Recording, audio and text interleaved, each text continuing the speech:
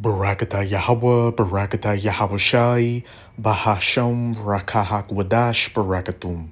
First and foremost, I want to give all praises, glory, and infinite honors to Yahweh, Bahasham, Yahawashi.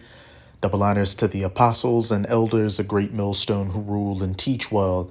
In peace and salutations to you, sincere Akim out there, pushing this word in truth and sincerity to the four corners of the globe. May you brothers endure until the end.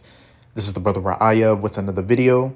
And in this video, I'm going to start it off with a short clip from the brother GMS Watchman's YouTube channel titled, "This video backs up what I said in my last video, so you know we're not lying." And this clip is dealing with that conflict that's just erupted since Saturday over in the Holy Land between the 1948ers and those Palestinian Arabs or Ishmaelites. And hey, everything that's taken place is leading to the fulfillment of biblical prophecy, that third woe, that battle in the valley of Jehoshaphat, the war of Armageddon. And it's also further showing that those people over in the Holy Land right now, the 1948ers, calling themselves the children of the Most High, hey, they're not fulfilling the biblical prophecies that would be taking place when the true children of Israel were back in the Holy Land. Such as what the brother starts the video off with Jeremiah chapter 30, verse 10, says Israel would have peace when the true Israelites returned. And there are several prophecies in the scriptures, besides Jeremiah 30, verse 10, that state that when the true children of Israel were back in the land, there would be peace. There would not be war. There would not be Israelites dying. There would not be crying or lamentations or anything like that. But as we can clearly see, that's not the case with those people over there right now who are Edomites, or, so-called white people, more specifically of the tribe of Amalek. The true children of Israel are known as the so-called Negroes, Latinos, and Native Americans today. But before we get into precepts dealing with that, as well as precepts dealing with that third woe, the battle in the valley of Jehoshaphat, let's play this clip. And this is a fair use copyright disclaimer. I do not own any of the footage in this clip, nor do I stand to gain from it monetarily. It is simply for educational purposes. Well, actually, let's start off with Micah chapter 4, verse 1. And the header reads, "Peaceful latter days." And do you see peace and brotherly love and harmony taking place on the planet Earth right now? No, you don't. But in the last days it shall come to pass that the mountain of the house of Yahweh shall be established in the top of the mountains. And in the scriptures, mountains can be symbolic for governments. And this is speaking of the government of the, kingdom of Israel, the kingdom of heaven, beginning with the elect of the nation of Israel. And at the head of the elect, the 144,000, the governing body, who are fishers of men right now, out on the highways and byways preaching this word, as well as putting up video epistles like this. "And it shall be exalted above the hills, and people shall flow unto it." And do you see, let's just read the next verse. "And many nations, many heathen nations shall come and say, Come and let us go up to the mountain, the government of Yahweh, and to the house of the power of Jacob, and he will teach us of his ways, and we will walk in his paths." And do you see the nations of the earth flowing unto those Amalekite Edomites, learning after their ways, wearing small hats, Shirley Temple curls, and tzitzis, speaking Yiddish, or reading from the Talmud? Of course not, because again, they aren't the people of the Most High. "For the law shall go forth of Zion, and the word of Yahweh from Jerusalem." And we damn sure see that that's not the case. They have a parliament with different laws in the Holy Land, separate from the scriptures. Tel Aviv is known as Pink City, and it's one of the pride hotspots on the face of the earth. You also have atheistic, issues over there. And in one of those clips with those Hamas forces attacking a rave over there, you had Amalekite women dancing at the rave, dressed immodestly. The law The laws, statutes, and commandments of Yahweh Bahashem Yahweh Shai clearly aren't going forth from the Holy Land. Verse 3, and he shall judge among many people and rebuke strong nations afar off, and they shall beat their swords into plowshares and their spears into pruning hooks. Nation shall not lift up a sword against nation, neither shall they learn war any more. And I believe it was either late Saturday or Sunday, the 1948 Prime Minister Benjamin Netanyahu just declared war on Hamas. And what have you got going on? The war in Ukraine. You've had, the war in Afghanistan, the war in Iraq, the Syrian civil war, various civil wars across the planet, and World War III hasn't even taken place yet. So these prophecies haven't been fulfilled. So what does that mean? Those people over there aren't the true children of Yahweh Bahashem Yahweh Shai. This is Isaiah 65, verse 19. And I will rejoice in Jerusalem and joy in my people, and the voice of weeping shall be no more heard in her, nor the voice of crying. And you can find plenty of clips of 1948ers over there crying because their loved ones have been kidnapped or killed, or they've been caught in, a crossfire between IDF forces and Hamas forces. So this prophecy hasn't been fulfilled, and I believe it's Isaiah 60, verse 18.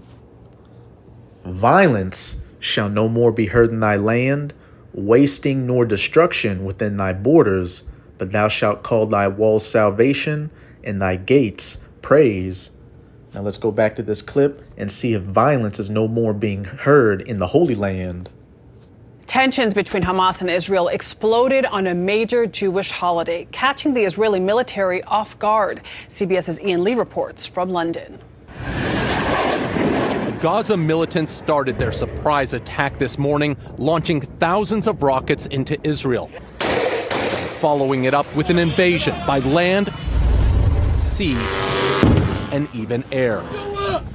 Social media showed them quickly sweeping into Israeli military bases and communities, killing hundreds and injuring hundreds more. This Israeli woman says she was able to escape an outdoor party attacked by gunmen. Palestinian militants attacked on multiple fronts. Videos of the aftermath show bodies of Israeli civilians scattered across the streets. What did that sound like to me? And the voice of weeping shall no more be heard in her, nor the voice of crying. Violence shall no more be heard in thy land. During the assault, Hamas used drones to target machine guns, soldiers, and to even hit a tank. While captured Israeli equipment was paraded through the streets of Gaza. Videos and photos also allegedly show Gaza militants abducting an unknown number of Israelis, including children and the elderly, and taking them back into Gaza. With a country in shock, Israeli Prime Minister Benjamin Netanyahu declared war. He told his security cabinet the first objective is to clear out enemy forces. And they shall beat their swords into plowshares and their spears into pruning hooks. Nation shall not lift up a sword against nation, neither shall they learn war anymore.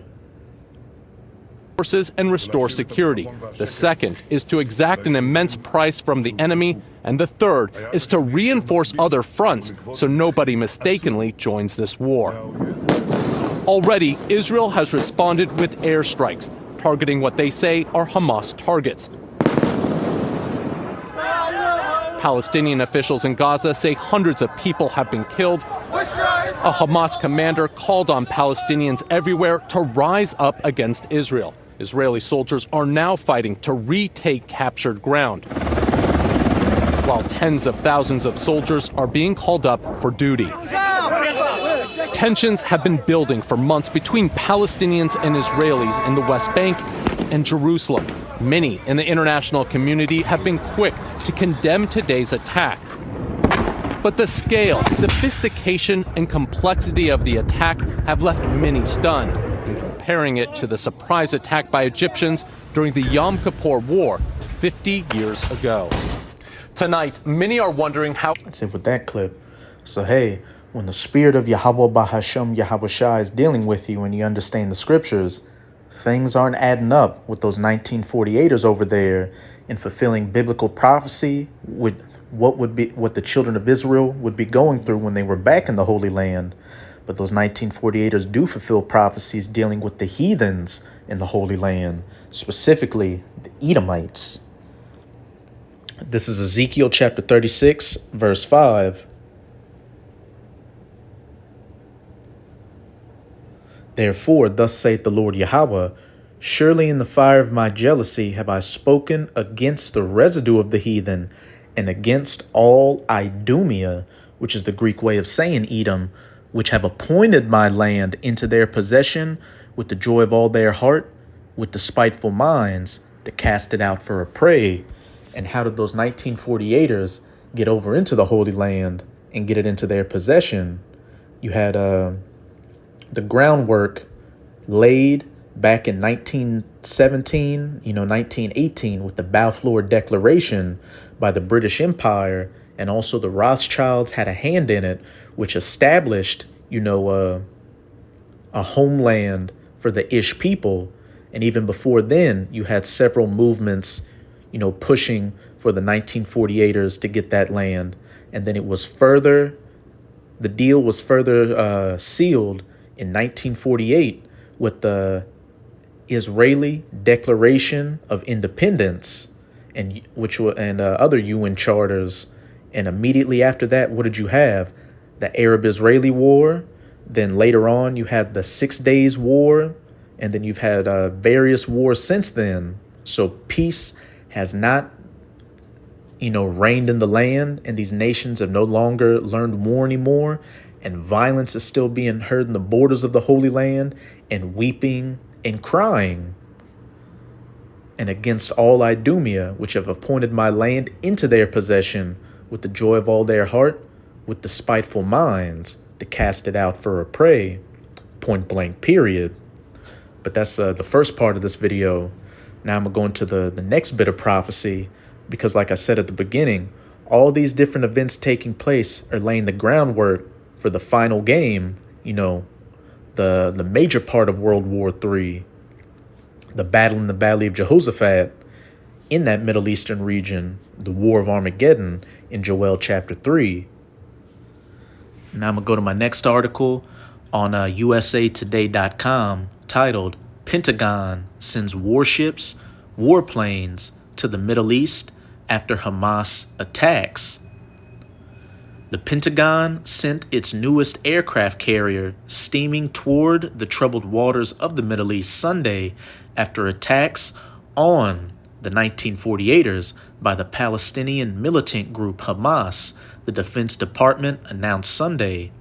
The show of force is meant to reassure the 1948ers and other U.S. allies in the region and to deter adversaries such as Iran from seeking to take advantage of the conflict, according to 2 U.S. government sources who are not authorized to speak publicly. Now let's go to Joel chapter 2, verse 20.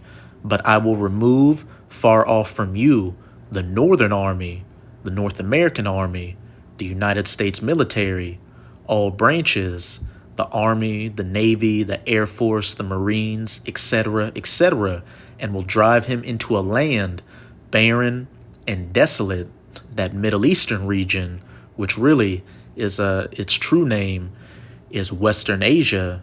It got that Middle Eastern label from the British Empire, and more specifically the East India Trading Company. But regardless, as it says, but I will remove far off from you the Northern Army and will drive him into a land barren and desolate with his face toward the East Sea. Now let's go to a map of the Middle East or Western Asia. And Saudi Arabia is going to be the main staging ground for the battle in the Valley of Jehoshaphat. You got Saudi Arabia right here, which the U.S. has a military presence in.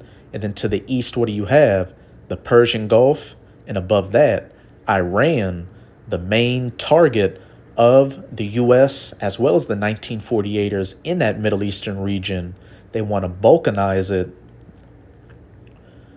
They want to balkanize really that whole region so that the 1948ers will be the sole power there and nobody else will be able to stand up to them. Just look up something called the Oded-Yinon Plan. And if you remember what General Wesley Clark said back around 2002, that the U.S. had a plan to overthrow, I believe it was 5 countries in 7 years, and the crowning jewel, the final nation to overthrow, was Iran.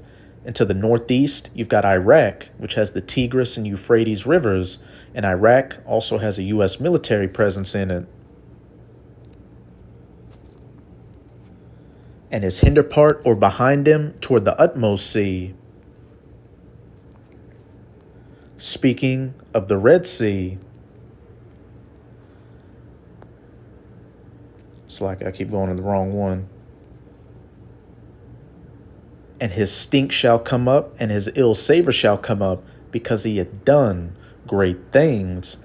And for you U.S. military personnel, and as well as you other heathen militaries that find yourself in the Valley of Jehoshaphat, during the battle in the Valley of Jehoshaphat, hey, you better come to terms with that being your final resting place, because there's going to be a great slaughter in the Valley of Jehoshaphat of you heathens as militaries.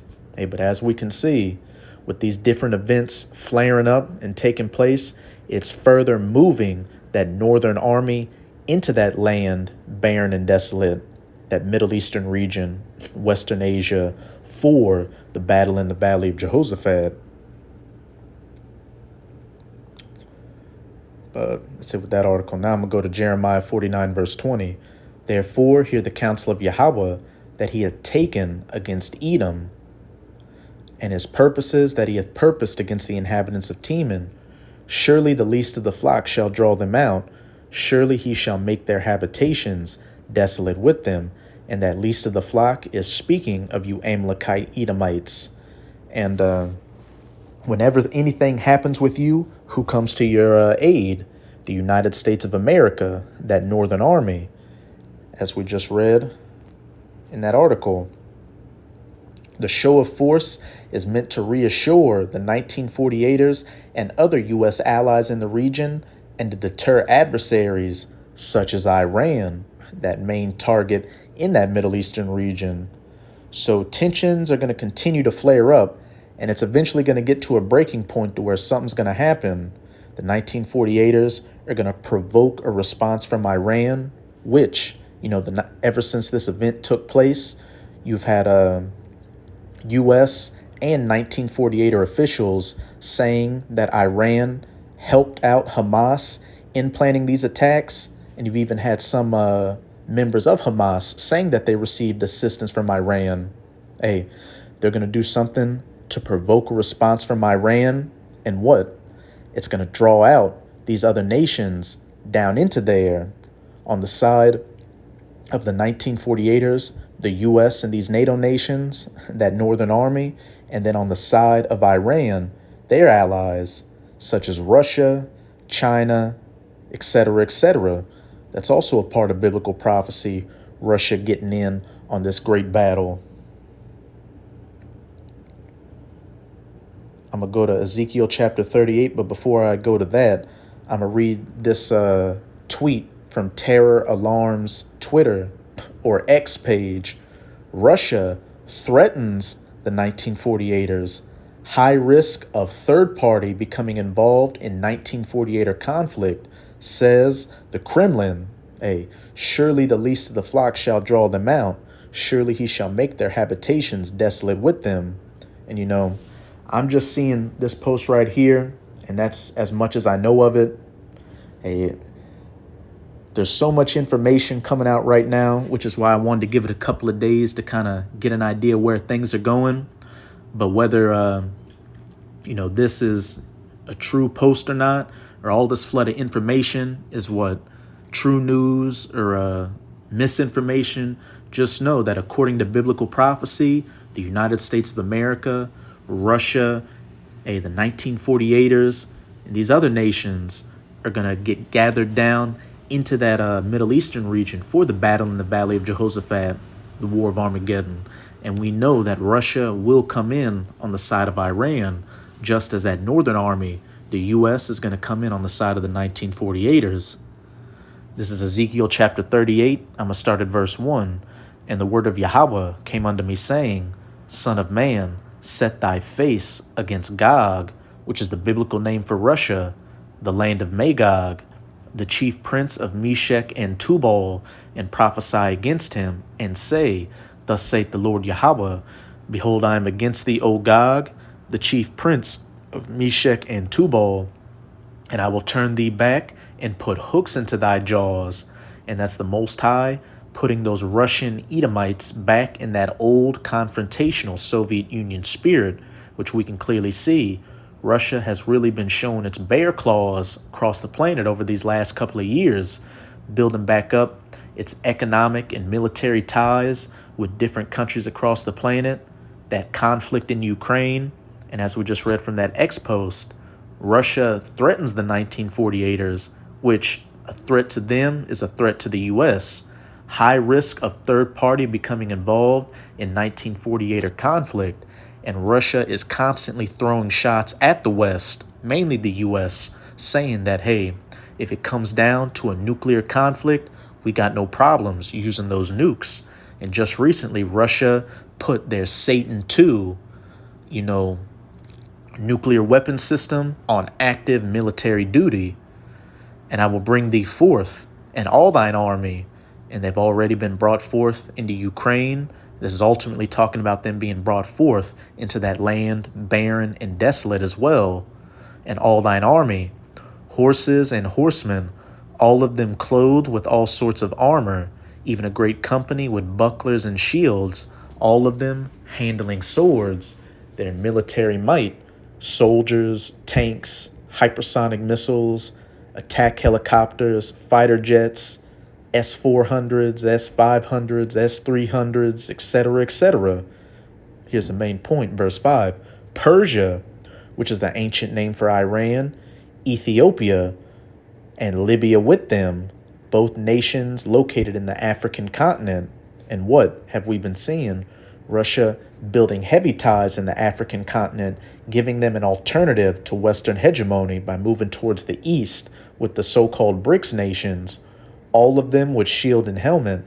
Gomer, which is speaking of Turkey, which regardless of the image they show on the surface, Turkey and Russia are allies.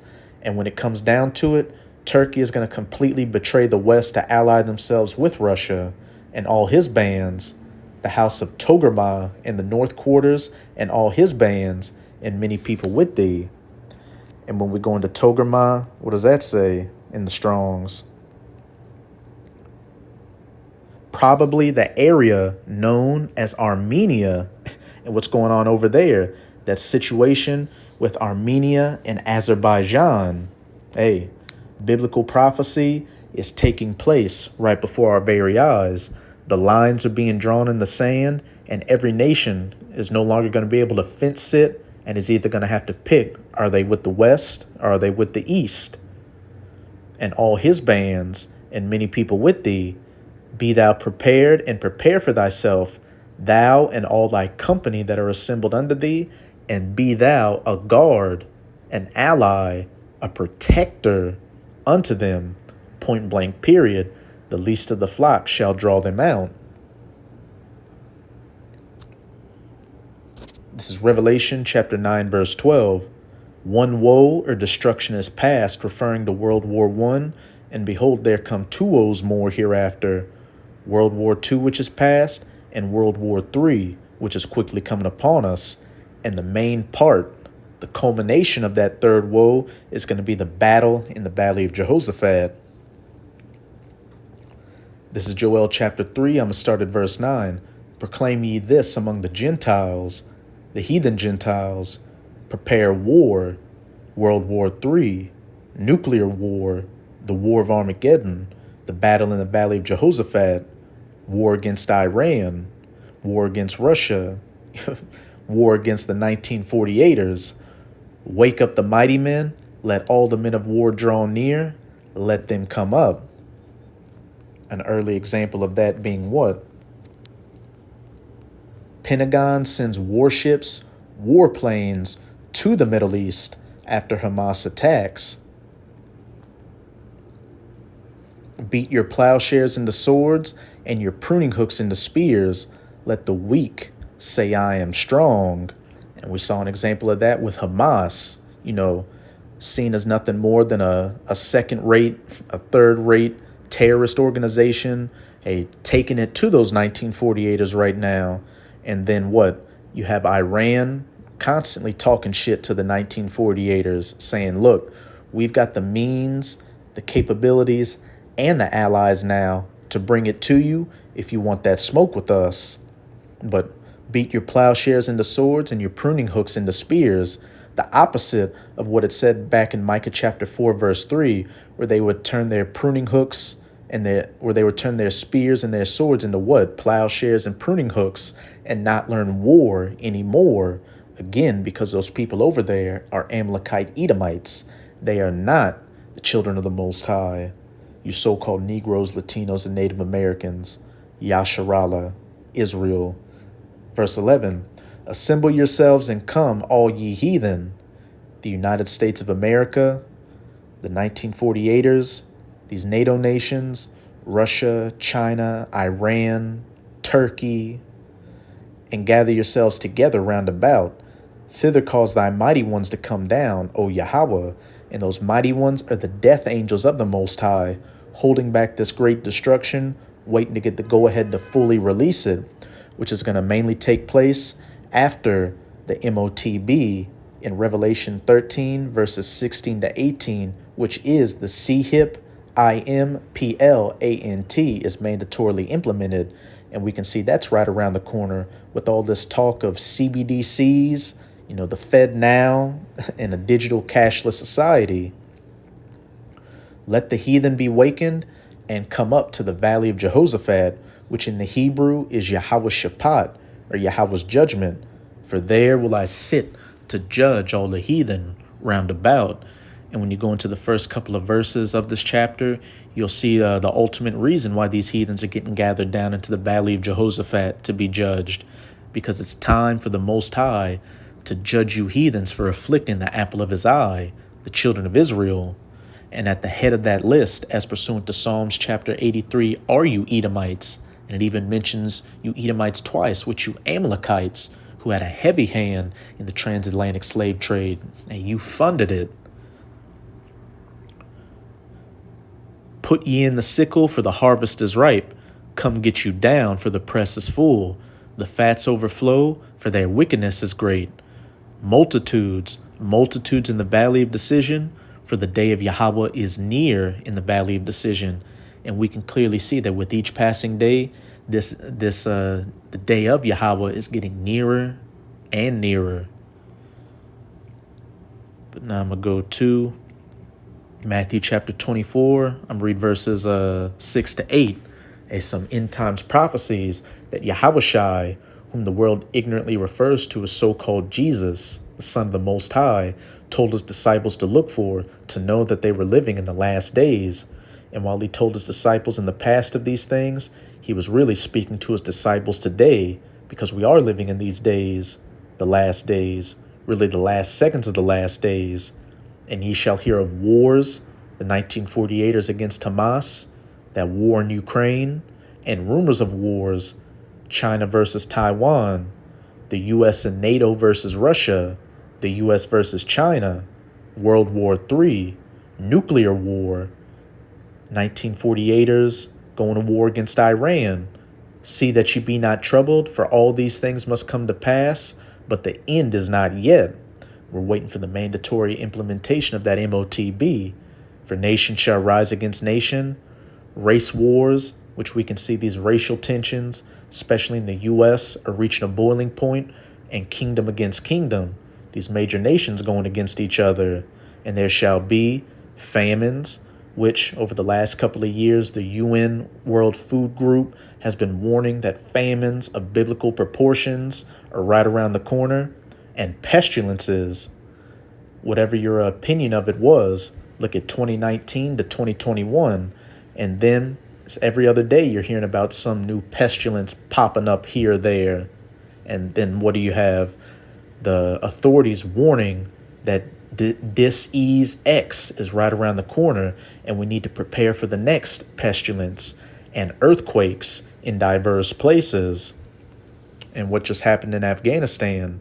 Afghanistan earthquake has killed more than 2,400 people, Taliban says.